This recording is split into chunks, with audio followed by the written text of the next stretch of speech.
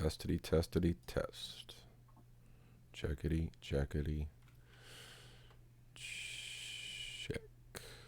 Okay, it seems like Twitch is up. Let me check the old. Okay, yeah, Restream says we're live.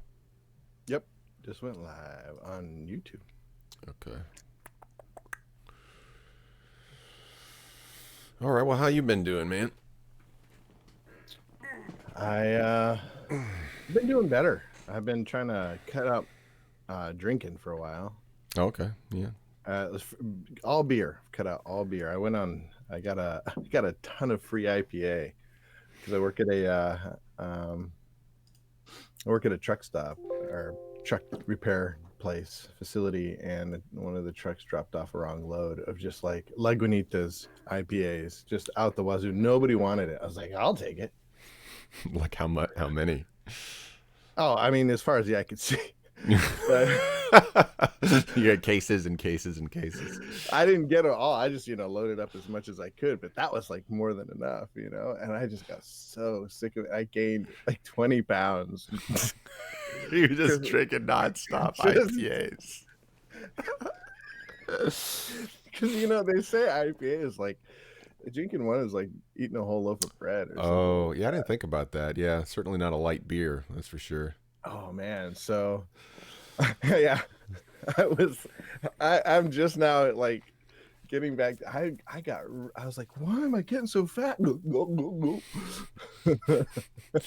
Yeah, I never understood that when I was a kid, and they'd have those Bud Light versus Budweiser commercials. Less filling, tastes great. Less filling, do you remember those? Yeah, I always had the same I question. was like, what does that mean? I don't get it. Yeah. So I feel better. I feel healthier. Very good. Yeah. Well, good morning, Designer Yash, or good evening, Designer Yash, and good morning, Anthony. I love Anthony Mobs.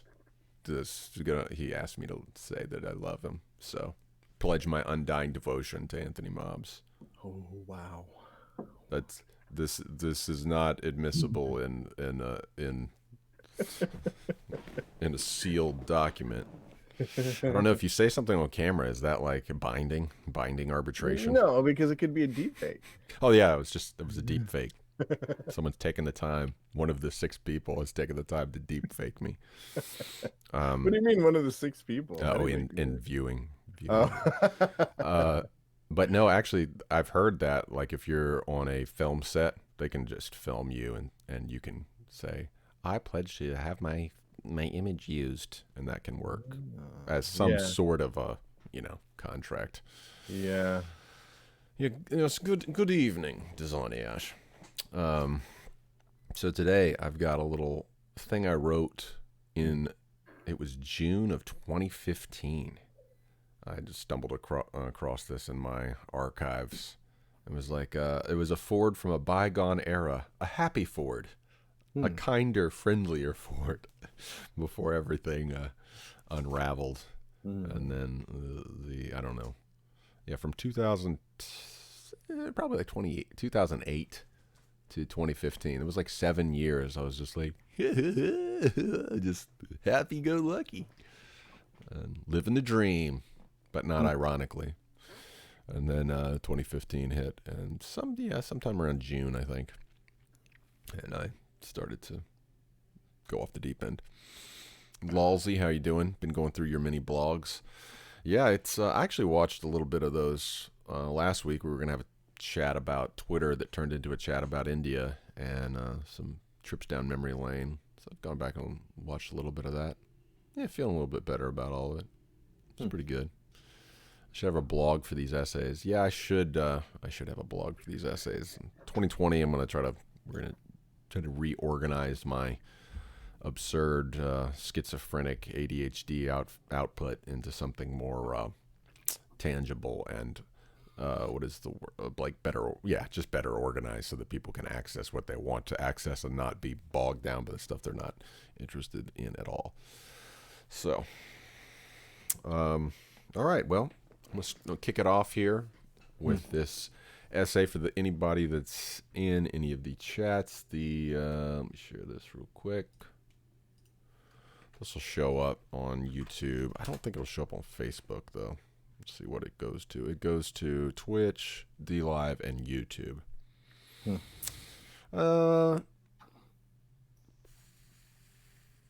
Yadnahi. What would it be? Yadnahi Arhihe? What would Yad be? Anyway, I'm trying to speak Hindi. He asked me if I remembered any Hindi words. Not much. I don't remember much. If I had a couple days just around people speaking Hindi nonstop, I think some of it would. It's like there kind of, but it's in the back of my head. All right, so today I'll post it. I'll post it to Facebook. Oh, okay. Thank you. I am not truly serious about schizophrenic. Although it's like I have like bipolar trait. I'm not like diagnosed bipolar, but I mean I definitely have like it can be debilitating at times, my energy levels. And ADHD, yeah, that's not much of an exaggeration. I'd say that's pretty true. I have a very hard time sitting in place and doing anything. It makes me almost unemployable. Schizophrenic, that's a little bit of a hyperbole there. Yad nahi araha. Ah, okay. That's good. That's good. Yad nahi araha. Raha. Okay. I'm going to dive in here to this essay. It's called Snake Handling. And the following was written. Okay. I'm going to put this, I'm going to take Judah out of the mix here just for a minute. Thank you. I'm free. You're free. Okay, now here we got the snake. This is the snake that took a picture of June 8th or June 15th, somewhere in that time period up in Alabama. It was a rattlesnake. The following was written on June 8th, 2015, prior to the consumption of a seemingly endless assembly line of ever more potent black pills and the dawning of personal tragedies that began unraveling what I thought was my life's work. It was just 4 years ago, but the matter-of-fact optimism seems like it was written by someone else. Up until that point, I would have characterized myself as an unconcerned centrist. Switzerland, leave me the hell out of it. I did not resonate with left or right, liberal or conservative. I was a Christian first and foremost who was trying to embark on a mission of participant observation across cultures with a plucky gee whiz optimism to get West and East listening to each other. A kind of cross-cultural ambassador with an emphasis on cultural and religious trade instead of conquest. Something happened later in that month that I will go into in another video that snapped something in me, and my socio-cultural, religio-physiological house of cards just all came tumbling down. We were doing daily vlogs at that point, so it's interesting to go back and look at the thumbnails and see my demeanor transfigure before you. From this dopey vlogger grin to a frazzled and haggard Edvard Munch scream in the course of just a few thumbnails. I have the benefit of having lived through this time period, so I now can see what probably more astute viewers recognized all along, that my dopey vlogger grin was hiding a fractured psyche just waiting to fall apart. Nonetheless, I read this thing I read this thing that I wrote back then this morning, and it still made me smile. Whatever side of the ideological divides you found yourself on in the 2010s, I sense a change in the winds. Good things are on their way. It's time not to indulge in optimism, but to consider it, honestly, with circumspection, and to start charting a course to a more anti-fragile stance in the future. So here's the essay. I just saved a rattlesnake from certain death at considerable risk to my own safety and the goodwill of my prudent wife. The experience reminded me of who I am. Ford Suze, the little kid who cried when he accidentally killed a baby roach when he tried to save it from drowning in the tub drain. That's me, the champion of not just underdogs, but invertebrates and vertebrates of all kinds, some of whom actively or inadvertently threaten the existence and or peace of mind of my own species. At least that was the me I used to be before the cynicism caused by the first world problem teenage woes of acne and unpopularity blurred my innocent vision of nature and reality, before my descent into the sugar-coated existential dread of the acne-scarred 90s teen. Eliminating pests felt wrong to me, not because I am an animal rights activist at heart. I spent too much time with arachnids and reading about the animal kingdom to have any romantic pastoral notions of the natural world's serenity or inherent goodness. I don't begrudge humanity for our technological accomplishments, nor even for our misuse of power at the top of the cerebral food chain. Any other species would have done the same, but I do think we can do better. I do think we are better than the other species because we have an ingenuity that can look past appearances and short-term gains and arrive at not just compromises, but actual solutions that can end up being better for the entire planet. We are in a rut at the moment, to be sure, with our dependence on substances and habits that choke our air, muddy our waters, and trash our lands.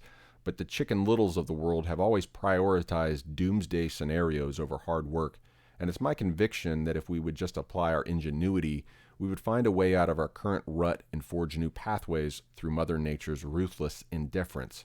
We are the ones who can bring order, who can make gardens out of jungles and oases in the wastes. But we will only fulfill that destiny if we rediscover a sense of wonder and optimism that seeks to train dragons instead of destroy them. We have to take the latent and overt evils of our world and find ways to reappropriate them. We must find ways to redirect destructive parasitic energies towards sustainable generative ends. We don't get there through slaughter on the one hand or nonviolence on the other. We don't get there through strip mining or a nature-first ideology that begs for human extinction. We don't get there through greed or envy. We don't get there through industrial excess or Luddite regress. Which let's be honest here. Any Luddite is live-action role-playing. Any person that says, take down the factories, no more electricity, no more cars, they're LARPing. If they meant it, they wouldn't have any of these things. They wouldn't be arguing on the internet. Stop. It's just, that's like one of the dumbest hypocrisies of all time. We will only get there through a prudent, optimistic, and temperate discipline that embraces both the evolutionary brilliance of the objectively real human mind and the subjectively imagined but no less real human heart. Going back is not an option, but going forward means we have to do more than think or feel our way to a humane world. We have to do both with a self-sacrificial concern, not just for our own species, but for all the rest and for the home we all share. Doing so will require that we make many hard decisions and intervene in the natural world when it cannot handle our previous failed interventions or when its own natural selection has resulted in abominations of its own.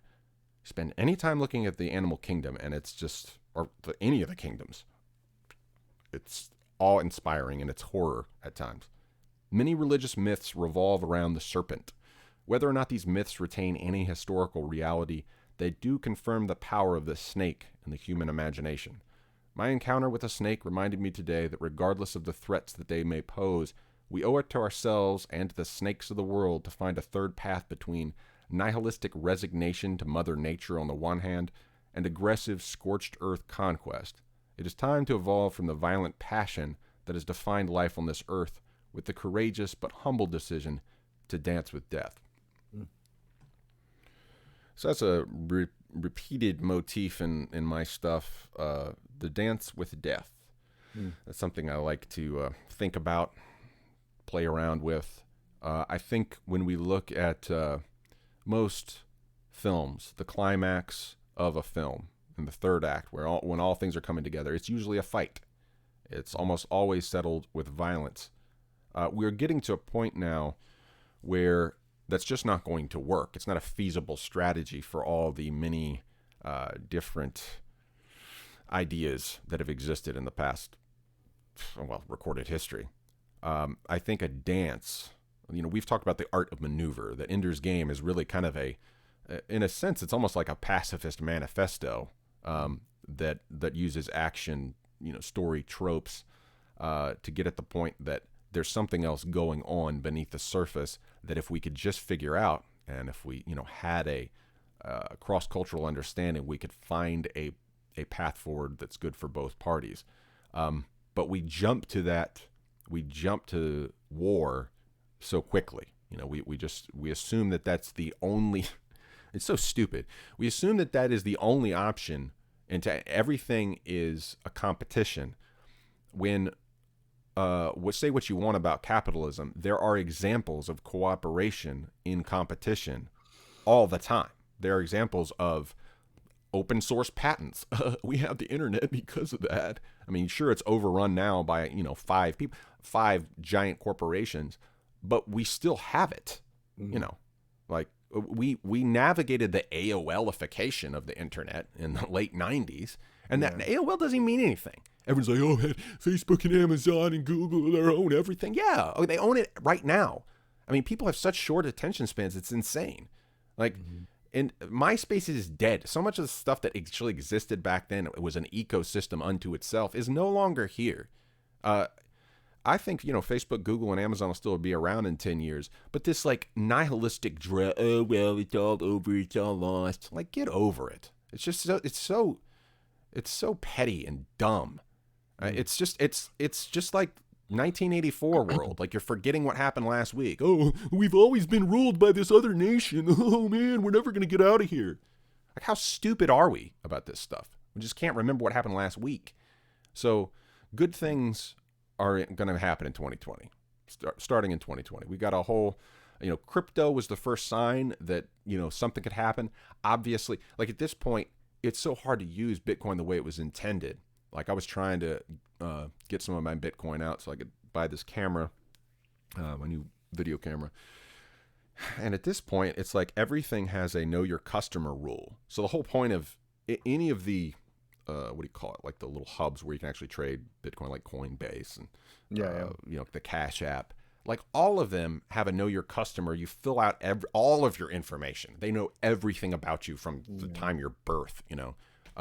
So that defeats the whole point of cryptocurrency. The whole point of cryptocurrency is to get the hell out of my business. Cash, money, the monetary system has just become a surveillance mechanism for assholes who cheat. They say, oh, well, this guy's making more money. Let's just print some more for ourselves. I mean, that's the game that we're living in right now. Yeah. But crypto was, I think, the break of the logjam. And now we're with Urbit and some of these decentralized internet things. Stuff is happening. It's not going to be easy getting out of this. But,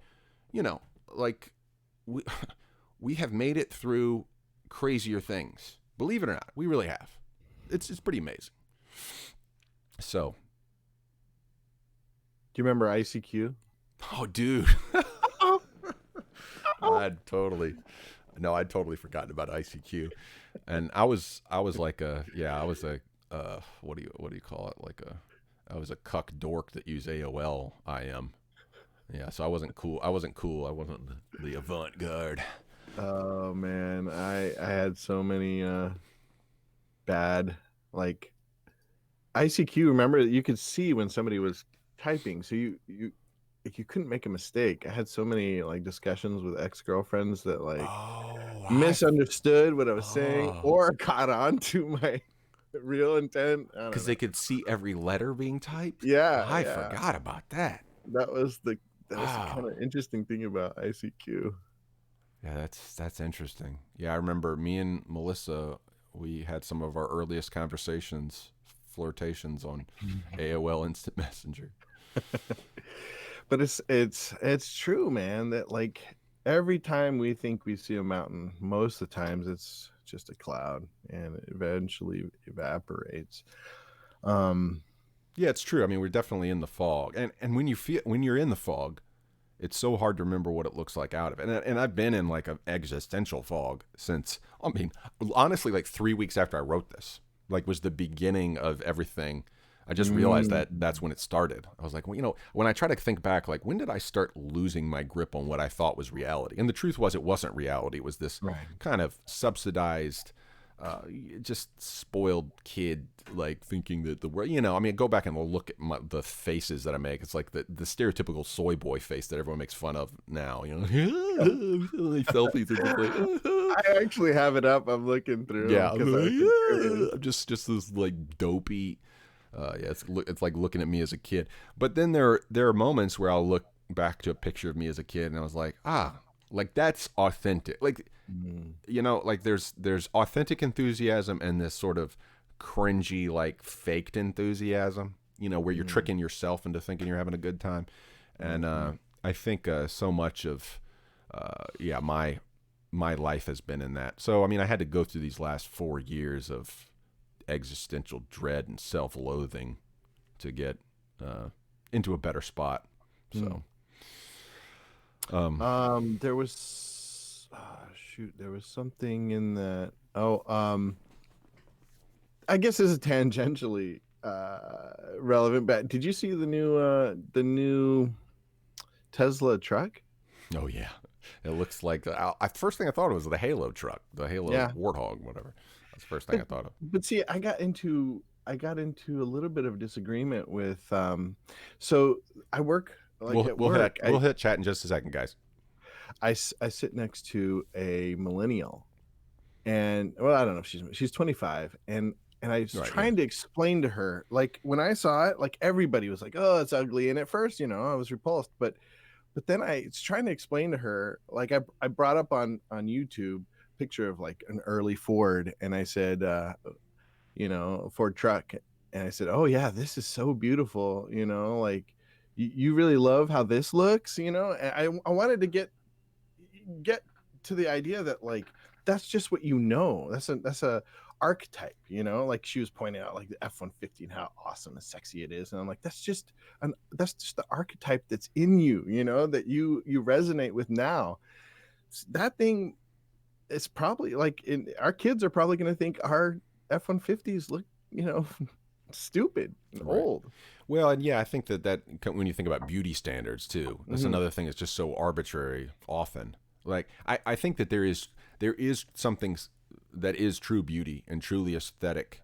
Yeah. But the problem is when you're in a cultural, you know, water, like you have been trained that water specific like chemicals that are in it, like that's the way it's supposed to be, but that doesn't necessarily, it's like correlation does not equal causation. Like it's not because there is something in it. We tend to attach all the credit or blame to one part of the picture that we, you know, grew up with or whatever. And so yeah, I don't know what to think about that, but to me it's like it was like when iPad came out. I remember everyone was like, just like, that's it. It's just a big iPhone. That's stupid. What a dumb name. And as soon as I got one, I was like, oh, I love this thing. It's just like everyone's complaint about it just disappeared when people realized how useful it was. Like, I mean, I've made all my since I was gifted my first iPad from my father-in-law. Like, he'd upgraded and he gave us his older one. And I had that thing for years and made almost all my music on it. And it was just extremely useful. Whether regardless of what it's like, oh, it's too plain, oh, it just looks like a big whatever, it works. You know, like, so I think that's what Musk is going for there. It's going for this very minimalist thing where it's just trying to be functional, which, you know, it's fine, it's its thing, I guess. A couple questions in chat, the kind of the thing, so stuff for you to be thinking about that we can kind of discuss here. You know, you have had a background, Judah, with the whole, with a very personal touch to nature, you know, with your family upbringing. And I think there's this stereotype that people on the more capitalist side of the spectrum are just don't give a shit. It's just like dump, you know. And I think that's an oversimplification. I mean, obviously in your case it is. So I just wanted to talk about some third path between this ideological idealism, you know, that's like, oh, it's nature and humans are like an affront to nature. And if we just go back to pristine, like people, I don't think like spiders like rule my truck right now. There's so many spiders in there. And so every time I get in there at like 5 a.m. to go do my writing or whatever, I'm thinking I'm in foreign territory. Like, I actually don't own this truck. These spiders own this truck because I've just I bought it when it had it's got holes and all this stuff in it. So it's like I am on, you know, virgin soil here. Just, I am a guest. Please don't bite me, guys. Just play. Because I'm pretty sure I got some recluses in there or something. I've seen some nasty ones. And I don't get scared of spiders, but recluses freak me out. I do not want to get a brown recluse bite. So I'm just like very carefully, gingerly. It's like, yeah, I could bug bomb the thing, but I like, that's I guess the crux of my existence. I hate doing that shit. Like, I just don't like bug spray, and yeah. Because of laziness or because of chemicals or because Yeah, of what are you I don't talking know. about? I don't like, I mean, I'm not like a full green hippie or whatever, but I just don't like killing things. Like, Mm. unless there's a Go, reason to. goes back to what you're talking about. It Yeah. goes back to that part of you that, yeah, didn't want to kill the, was But it a cockroach? yeah. I mean, like as a kid, I was like, empathetic towards cockroaches. Like, just, talk about just what a weird thing to be fixating on. I don't know. But that was me as a kid. Like, that was what I was. I think we've talked about before, right? About my dilemma, my crux with nature when I was a kid. Like I was I was given BB guns and slingshots as a young Oh, yeah, age. yeah, yeah. And like my whole desire, like looking back on it, evaluating it now, like my whole desire was to own them, to have them, to keep them, but I wanted them alive. So the next big thing was having them dead. I remember so many times, like I remember this particular time I killed the chickadee, like shot it, like it was like a greed in me that I wanted it. I wanted to have it, and then like when I got there and it was dead, it was just the realization that Dude, like I have something that is dead now, you know? right. There's this some third path between these two things we're talking about, like this latent shame. Like, how many animals feel that? Like, domesticated cats don't give a shit. They kill things just to kill it, and they just say, "Ah, oh, look how cute I am. Look at my little eyes." And then they pick up this, lizard head severed. um, so, Yeah. like, no one, like, why do we feel that shame? It's kind of interesting thinking Mm. through where does that come from? And Mm. that's why, I mean, I don't know. For me, it lends power to a lot of the myths that we share, because something's weird about that we even are worried about it. There's nothing in the animal kingdoms to suggest vegetarianism. Like, Mm. just nothing. Like, oh well, cows do it. Yeah, but look, we got incisors, okay? Like, we got canines. Like, I don't know. It's kind of a weird thing, but I felt it. Yeah. You felt it. So George Mm. MacDonald, treading a third path between these 2 points. He in The Princess and the Goblin and The Princess and Curdie, which I like required reading. Like, if you're one of the few Ford fans left on Earth, please read The Princess and the Goblin and The Princess and Curdie. The Princess and Curdie is the sequel, and so it starts off with this very thing, where he just has this desire to test his aim, and he shoots a dove, and it's like becomes this really interesting metaphor.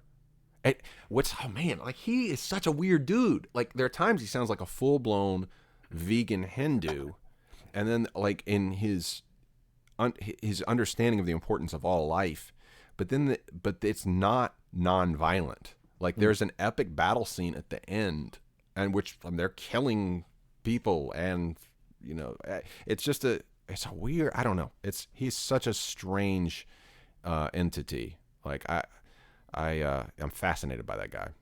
So George MacDonald is like my dude. Mm. A couple things from chat.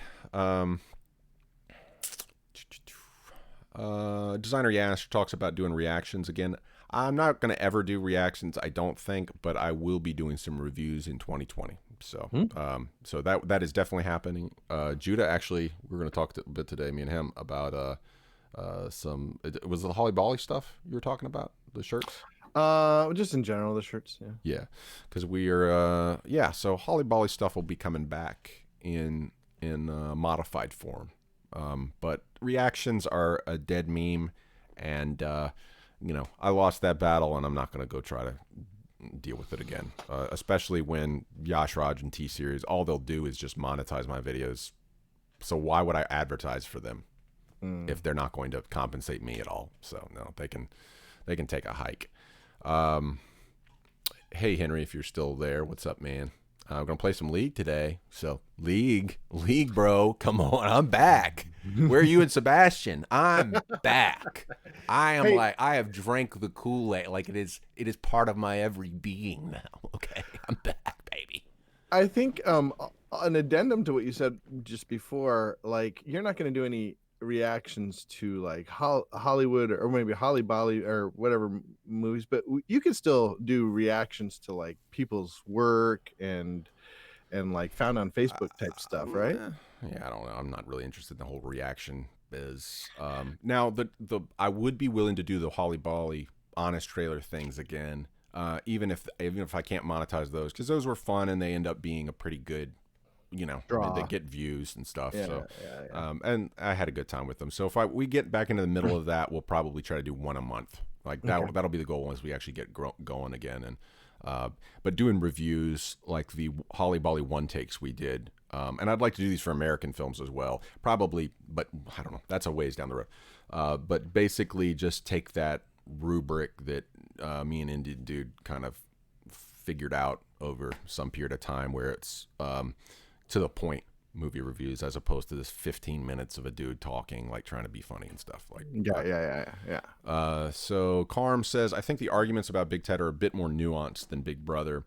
Thought that is certainly alarming for how much aggregate data Google and Amazon have and the potential for misuse. And I agree. I think Silicon Valley, the show has done a really good job of showing that. Even in season 6, or the latest season, they're showing how the misuse of private data for short-term consumer ends is just cynical and just disgusting. Now, here's I guess where I'm not like a Chicken Little about that stuff, because we have all gotten into this pattern where we don't give a shit, and we prove that we don't give a shit because we never read the terms of service. We just yeah, whatever. Just take my kids while you're at it. Who cares? I don't care. It's like because the thing is, they're not actually pursuing that shit. Like if they're like some fine print, I sell my cell to Satan, and later today I'm going to slit my wrist and take some bloods to offer to his name. It's like, well, are they going to enforce that? Like, how often do they enforce that shit? Whatever you sign, right? So much of the legalese that we have gotten, it's performative, perfunctory legalese. Like, a lot of the problem is that our IP law and our tort law and our bureaucracy are like 150 years behind the times. And if they tried to enforce this shit, they couldn't. I mean, they will stand on principle, like they'll sue some grandmother in Idaho, like to make an example of her. But if they do that, then the publicity's so bad, they realize, oh no, we can't do it. So they can't even enforce half the stuff that they say they're going to enforce. So ultimately, if they keep this stuff up, and what they show in Silicon Valley when they finally do come up with this perfect way of acting in a commercial, short-term consumerist way to appeal to their viewer, or their gameplay base, it would be intolerable. Like, so the audience wouldn't stand for it. At a certain point, if they keep using all this stuff, people are just gonna be like, I'm not doing this anymore. This is so annoying. There are so many ads. I mean, think about YouTube without ad block. At a certain point, a lot of people are just going to jump ship. I mean, YouTube views have gone down exponentially. Where have everyone gone? To TikTok, where they don't have to be inundated with ads. TikTok is destroying and that's the thing. It's like there's always going to be somebody willing to provide the service for free with the hope of monetizing later. So that that's the problem that they have put themselves into.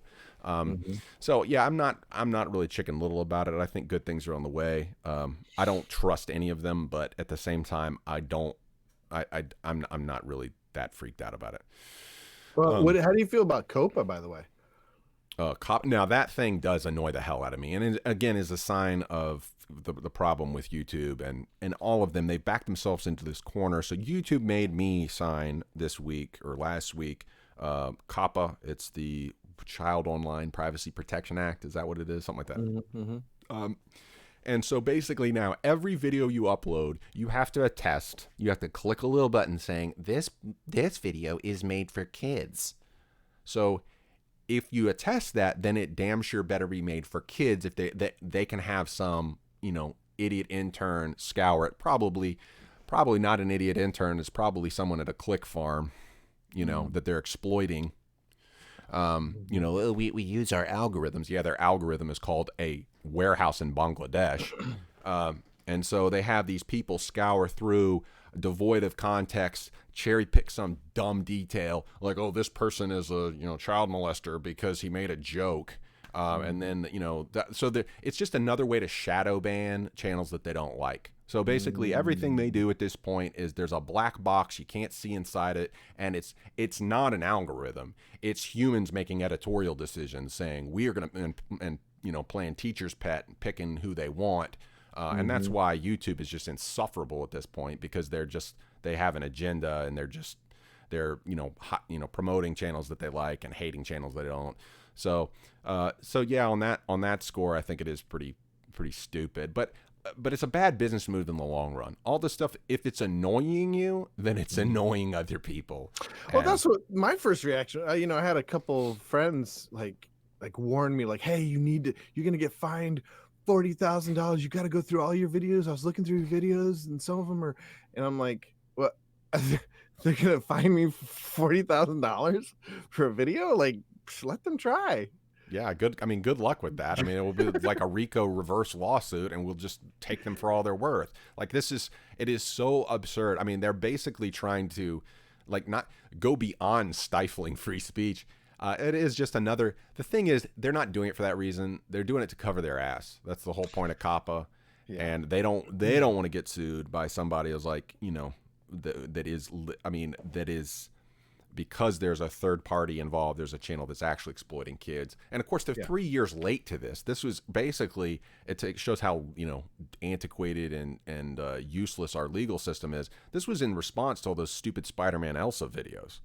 Yeah. You remember all those things, the little Finger Family videos, those bot-made videos were sinister and weird and creepy. Like, or, like that family where the guy's abusing his kids on camera. Like, all that stuff is a 3-year-old thing. And now they finally get around COPPA, and are forcing all of us to sign this shit. So what I just did is I blanket clicked, all my videos are not made for children. So what that's going to do is it's going to bump me down in the search rankings and just take me out. Like if kids are watching, I'm never going to be coming up before their eyes. So it's going to limit views for me, but at least I don't have to worry about, ever being. Yeah. Well, so I went the other direction. Like, I keep my videos as clean as possible. No, but see, that's the problem with the way they worded it. They didn't say, is it clean? They said, is it made for children? Made for children. Is it? So, like, what they mean is this meant to be, and it's probably a business move too, trying to compete with like Disney Plus or something like that. Yeah. Is this a Disney Channel thing? That's the real thing. It's interesting the turn in this whole thing is Apple, their new streaming thing. What distinguishes them from other streaming things is that they have zero, like, everything's made for children, like everything's PG. As opposed to Netflix that has like pretty hardcore stuff. Right. So there is a turn. I'm sure Disney will be the same way. Everything will be made for kids. There is like it's like the new cool. They're almost. It's weird. It's wholesome. Yeah, the wholesome turn. But it is just pendulum swings in the market. You get oversaturated. Like, there are some Twitch channels that are actually like family friendly that don't cuss. Everything in this milieu is just the F word all the time. Podcasts and live streams, and even when you think like TikTok. I mean, it's just very mature, rated M for mature. But you think about like a company like Nintendo, and they've threaded that needle for years. They never like went out of their little wheelhouse.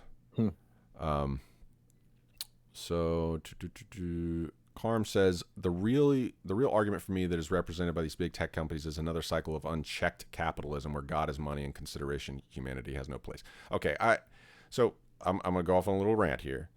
That's not capitalism. Capitalism did not invent money. Caesar had money. Okay, like capitalism is not money. Is not capitalism. Capitalism is not money.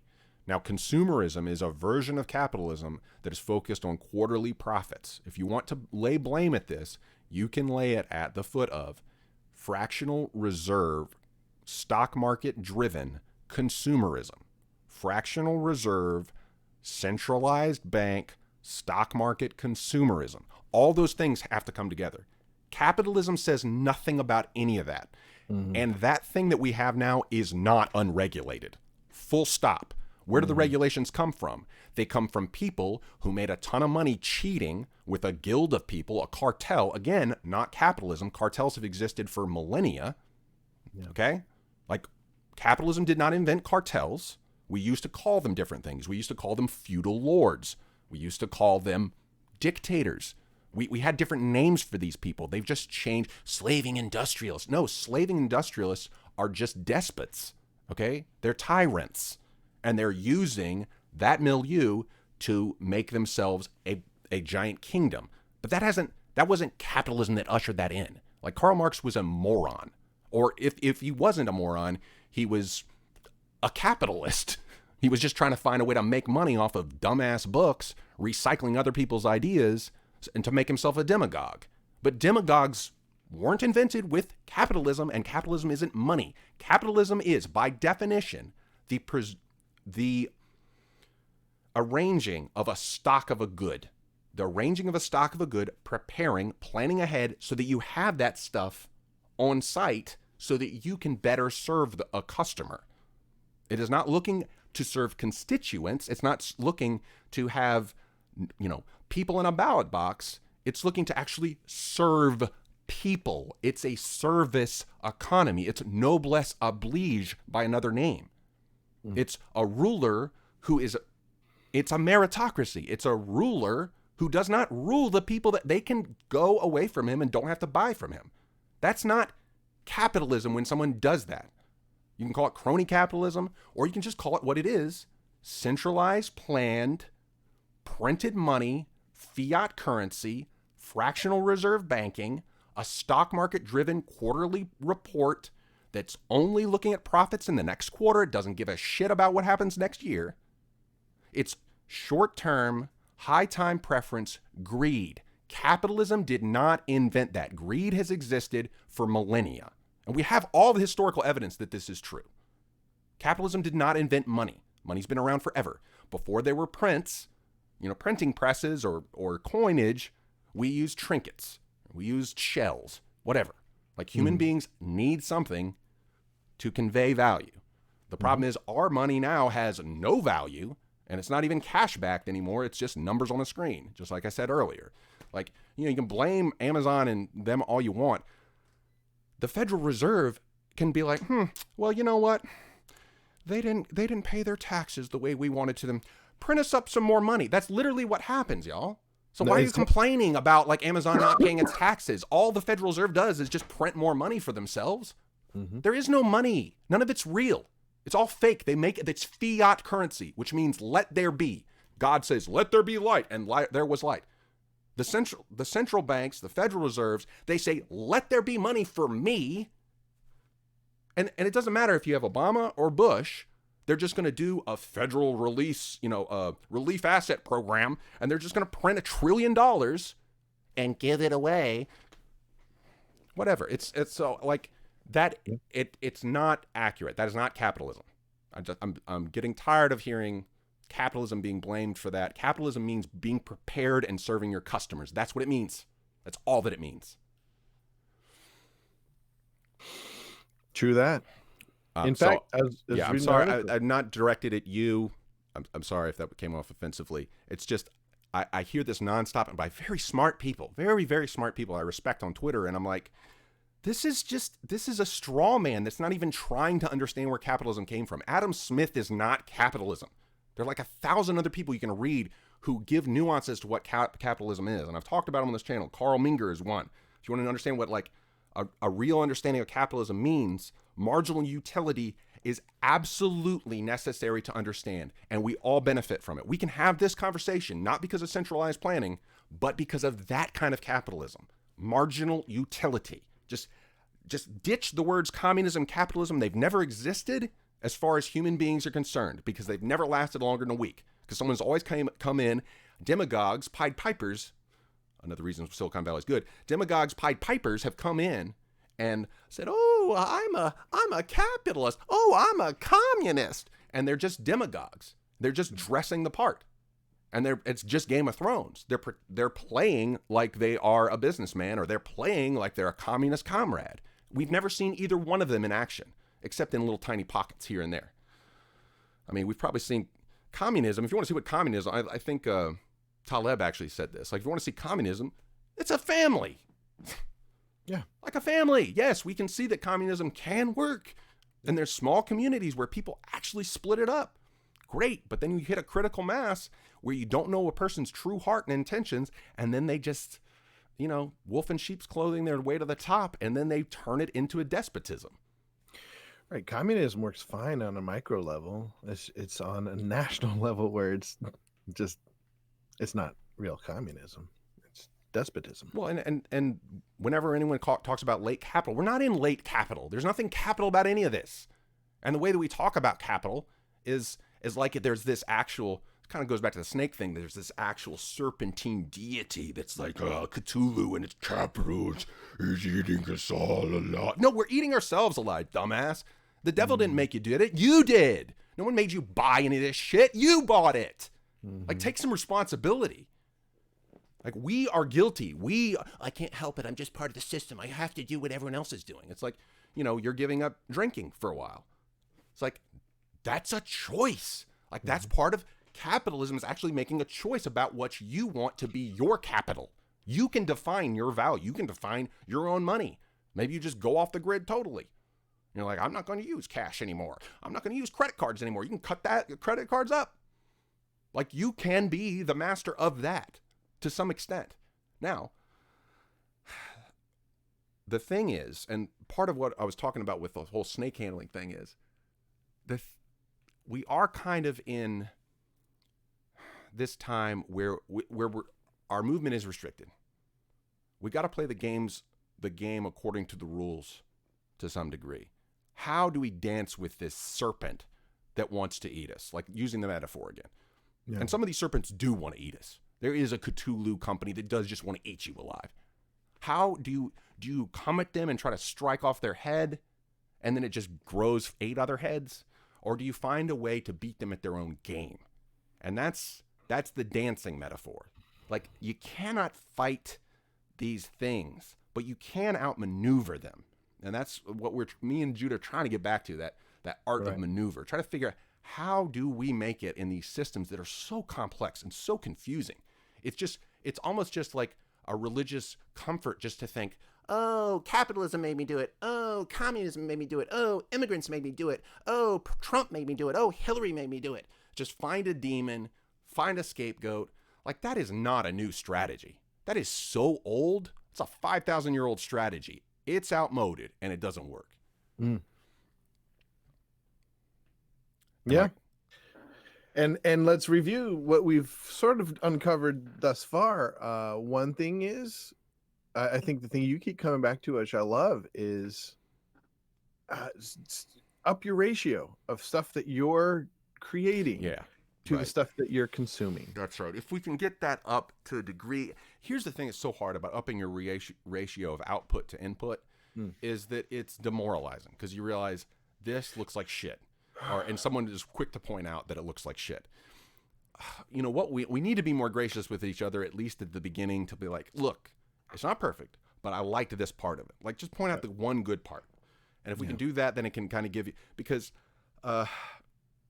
it's hard to pull yourself up by the bootstraps and compete, because it's just, we're competing with billions of dollars of capital, billions of dollars of not just like monetary capital, but political capital, cultural capital, artistic capital. Some of it is just that 10,000 hours of experience. You're competing with that. Like, if I go head to head with the Coens, I'm going to get my ass kicked, So you just got to start out small. So, like, with me, buying this camera, starting over, making some local commercials, trying to cut my teeth on color correcting, which is something that's always been terrible at. Just take these little tiny little steps, bit by bit, and try to, the one thing that we have, and I mentioned this last week, I think, or the week before, the one thing that we have that giant corporations and conglomerations do not is they are lumbering. We can be nimble, and we can diversify our portfolio of strengths as a nimble human being and become what it means to be human. I think when we do that, if there are enough people that do that individually, finding their own voice and their own passion and their own weird mix of things that a giant corporation just could not do if they tried. If they tried to like figure out how to make you, manufacture you and all your totally unique nature and nurture, genes and language and ethnicity and nation, like they would never be able to make you. And so if you can tap in on that unique thing, and it's up to you. Like, you can monetize it or not have to monetize. You can give it away. You can collaborate with other people. Like, there's just so many options on the board. You're not actually forced. And this is the thing we talked about when we were working those other jobs. I think we were both just like, oh golly, we just like it was just sucking the life out of us, like taking orders and even from people we like, but it's just like something just felt like soul crushing about it. Right. And even though now like the money is almost non-existent, like I feel I can breathe, man. Like I lost my shit like 2 days ago. I broke another. I don't know. I recorded a 14-minute video about this. I'll upload it eventually. But another bathroom project that went off the rails, and I honestly do not understand. It was like the universe realigned to mismeasure this tub, hole I was cutting the tub. I was like, I tried to figure out, I was like, if I were trying to make this mistake, how would I have made it? I was just, it was like Memento. I was like, how did I do this? Here I am complaining about the man and have this manufacturing flaw and this blah, blah. And I'm the one that screwed it up though. And made this like a much longer process than it needed to be. The refreshing thing though, was I could do my 14-minute rant against myself and laugh about it at the end. And then by the end of it, I was laughing like Joker. Like, it was like, I was like uncontrollably just like laughing so hard. Like, what an absolute idiot. Like, how stupid can you be? Good. Like, but see, that's kind of like, because then you're at least, you can take credit for how stupid you are. But the second thing, let's not forget, the second thing we've uncovered is, you kind of touched on it, is starting with a small group of people that care about what you care about. Right. And instead of trying to reach the masses, we create connections on a smaller level, that more meaningful level. Yeah, it's like some of y'all have brought up like just the stagnating nature of this channel, and how it's just like totally makes no sense. And I'll be up here one week I was wearing my Mumu hat from League of Legends, and this one guy, he's been a lurker on the channel for a while. He's like, "You've lost it for it." I was like, "Dude, I never had it." So yeah. But yeah, you just, if you can have a good humor about it, then I think it's helpful. And also for me, like I got my first blog post in Autistic Mercury. They got to run a blog, and they also do the Tech Wars podcast. So I got one of my posts on there, and one of the responses was something like this: tossed salad of pseudo-intellectual gobbledygook is garbage, or something like that. And I was like, oh shit.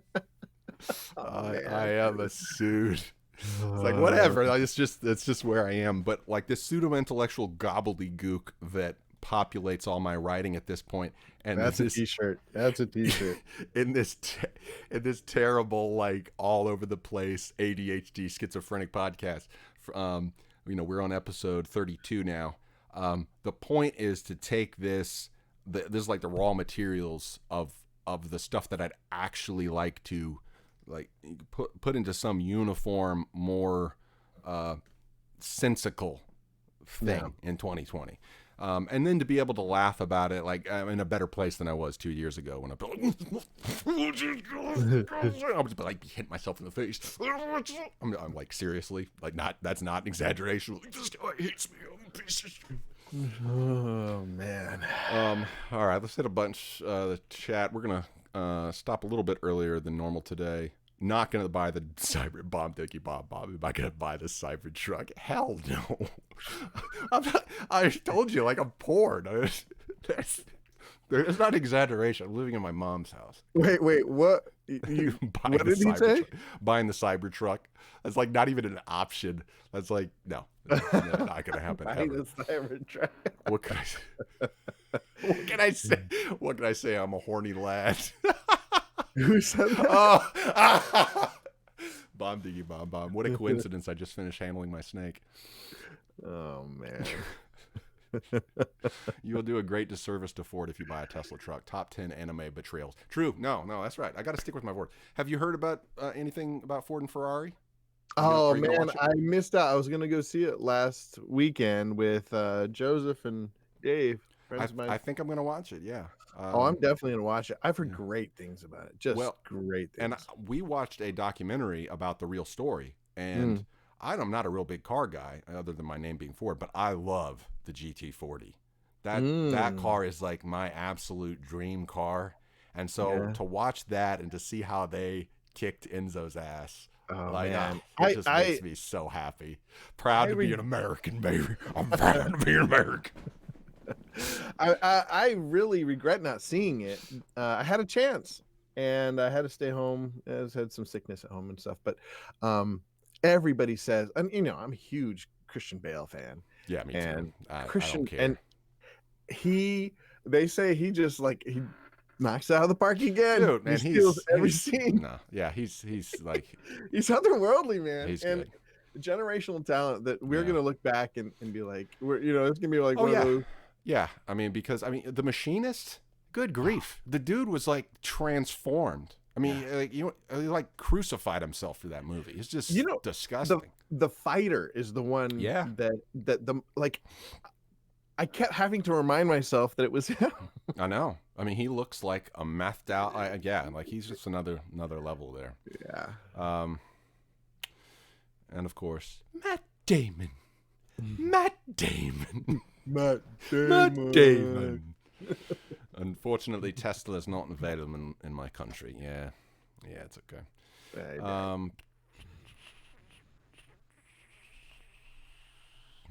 Make good juicy comments. Harshit says, as in, what do you do with spiders in your truck? We let them conquer that truck from you. Their scorched earth policy directed at your truck. I'm just trying to live in peace with them as long as I can. I haven't gotten my first brown recluse bite yet, so I might as well make it happen. Let's do this thing. So no, maybe what you need to do is you need to bring like an offering for them, like start putting moths in there, keep them happy. I like that. Just when you get in the car, you like undo like a jar of moths. Like, here you go, guys. Don't bite me. I like that. Bob Diggy says, one last reaction video. React to my favorite song. I don't even want to know what your favorite song is, man. Yeah, tell us. Yash, I've heard humans stop growing after the age of 21. Maybe that's why Ford isn't growing. I'm growing. Hey, I got my hair cut yesterday, and I was taking a knock on my receding hairline. And, I mean, it's her job to make me feel good, I guess, cutting my hair. But she kind of styled it at the end, and I looked at myself, I was like, oh. She's like, see, your hair's great. I was like, oh, I look okay. Thank you. Have you seen Joker? Yeah, we did. We actually did a roto. Yeah. Oh, yeah. There you go. You're on top of it. We did a review of Joker 2 weeks ago. Podcast uploading is a little bit behind the times. Yeah, I'll be getting those up. Do you think Logan Paul clicks cop on all his videos? Anything for those brothers, anything they do is calculated. They're playing some 5D chess. So Yeah. I'm sure they'll find a way to monetize this in some family of five. Yeah, those are those evil people.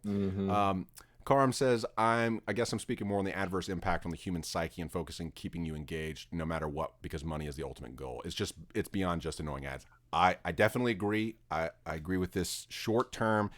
The term I learned from this whole cryptocurrency thing is high time preference. It's people thinking only about immediate gratification. High time preference. It's snake oil. It's the whether you want to think of it as a myth or as a religious story, the fruit of the tree of the knowledge of good and evil. It's what the serpent, again, promised to Adam and Eve. Oh, all you have to do is eat this thing and you will become wise. You'll become like God. I mean, isn't that every single consumer company? Like, consume this and you will be good. And consume this and you will be enlightened. Consume this and you'll be happy. And you will have recreation and good times. Consume this and you will get this awesomely hot chick or this great car. And it's all about, like, Was it high time? instantaneous. High time preference. It means you want it now. whereas low time preference means you are willing to wait. In fact, Carl Menger in that book writing about the meaning of marginal utility, he's talking about how a responsible person, and you'll get this in a lot of religious texts too, this whole idea of deferring gratification, patience, is a virtue, right? Yeah. And he talks about how a real capitalist is the person who plants a forest that they're never going to enjoy. They're thinking about their children's loggers, okay? Yep. Like that was like we get into this cynical thing where all we can see is like the burning of the Brazilian rainforest or something, and we're not realizing the type of people that were good in the middle of all these bad slaving industrialist types. The people that were planting the forests for the next generation's generation. Were they planting it so they would use it? Yes, with the caveat that they would plant more forests themselves. Like you're not just trying to strip mine the thing. And so that's not what I'm advocating when I talk about capitalism, the strip mining thing. That's why we kind of mentioned that in the beginning. One of the biggest revelations I ever had when my brother, it's an old, I think it's an old saying. It's only 2 good times to plant a tree, like 30 years ago or today, and like I realized that I spend most of my life wishing I had planted a tree. You're right. 30 years ago. And going back to what we were saying earlier about getting our input-output ratio closer to 1 to 1, if you don't start today, and that's part of this podcast, there are times I've thought about in the last few months just quitting because it's like nobody's really watching. I mean, this week we actually have some people watching, but like usually it's nobody really watching, and it just sounds self-congratulatory. It sounds like a self-indulgent stream of consciousness, pseudo-intellectual laundry list of word, gobbledygook. But it's something, it's starting. It's like, okay, so I'm planting these trees, and I realize I planted them in the wrong place, but at least I know now not to plant them here. So you learn something from that process. That was a thing that I did get from that tub experience. I wasted 2 weeks on this dump. If I'd have just measured one more time, I would have saved 2 weeks. Like this idiotic, but I learned some lessons in those 2 weeks that will be useful for a future project. So they're like, 30 years ago and today are the best times to plant trees. If you wait till tomorrow, it's like, I don't really have this in order. You're going to learn a lesson from the work that you put out now. Yeah. So those things. You're going to spend 30 years wishing you had planted a tree 30 years ago. Yeah. I have been, it's something I'm working on. Plant more trees. Definitely. Well, I think we're going to wrap up because Judah has another podcast. And I'm going to get back into a rhythm of uploading the podcast. We got about 4 in the can. One's going up today. If SoundCloud's giving me some trouble, but what I'm gonna do is patrons will get the full audio episode a week before everyone else. If you're interested in supporting the show, patreon.com/thesurfingviolinist. Really, at this point, it's just a very kind gesture on your part to help offset like the Creative Cloud monthly costs. To keep this thing going, internet costs and all that, because you're not really getting much out of the gig. It's just a way of you showing love.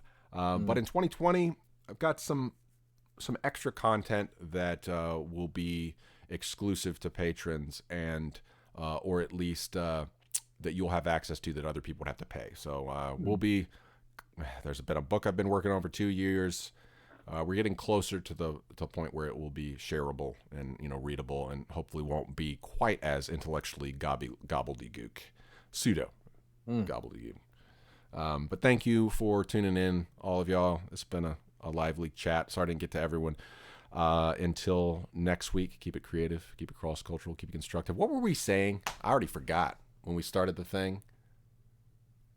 No, I don't even remember anymore. It was something like dance while you go to hell. That fits. Fighting the serpent.